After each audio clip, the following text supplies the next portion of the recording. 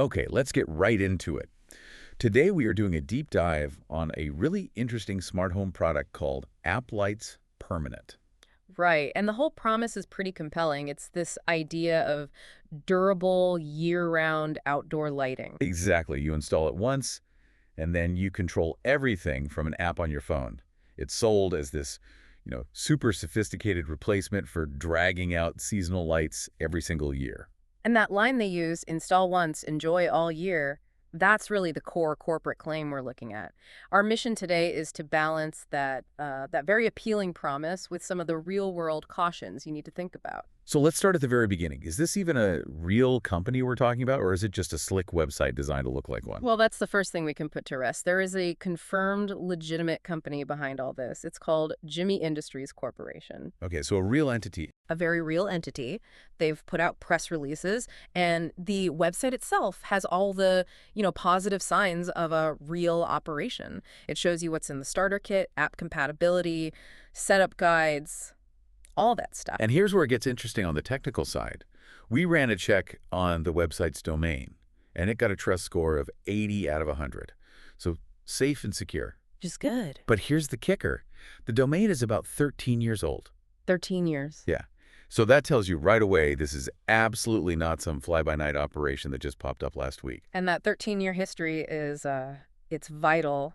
But we have to be careful with that. A high trust score just confirms the website is secure and the business has been around for a while. It doesn't guarantee a perfect product. Right. Especially for something this complex. I mean, this requires permanent installation on your house, and it depends on ongoing app support to even work. Which kind of raises a flag for me, because if they're so established, why are we seeing some really basic low-tech failures in the user feedback? Tell me about it. We found a bunch of user complaints, specifically about an older version of these lights, and the issues were with the mounting clips. The little plastic parts? The actual plastic. Yeah. Just breaking. And that's the core irony we pulled from the sources, right?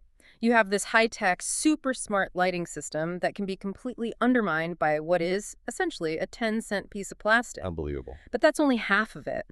The other major complaint was about connectivity. Huge connectivity problems. Okay, so the app not talking to the lights. Exactly.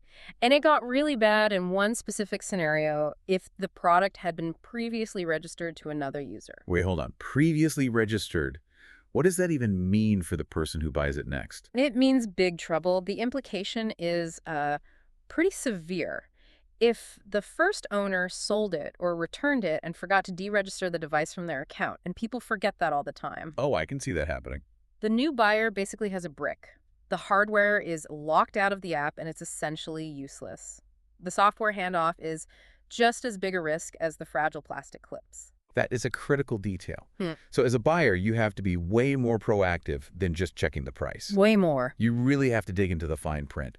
We're talking about detailed shipping costs, the specific warranty terms on physical parts failing, and what the customer support process looks like for these app connection nightmares. Precisely. So the takeaway here is, yes, the company is legitimate, but their execution on both the cheapest parts, the clips, and the most complex software problem, that registration lockout, it's just not consistent. So treat the deal as genuine, but proceed with some very smart, targeted caution. Exactly. So for you, the learner, if you're looking at this product, your action step is clear. You need to focus your research on two very specific things. First, how well do those mounting clips actually hold up over a season? And second, are there any long-term reviews about software updates or, more importantly, that device registration lockout problem? And that registration issue is really the hinge point for a bigger idea. It leaves you with a really important question to think about.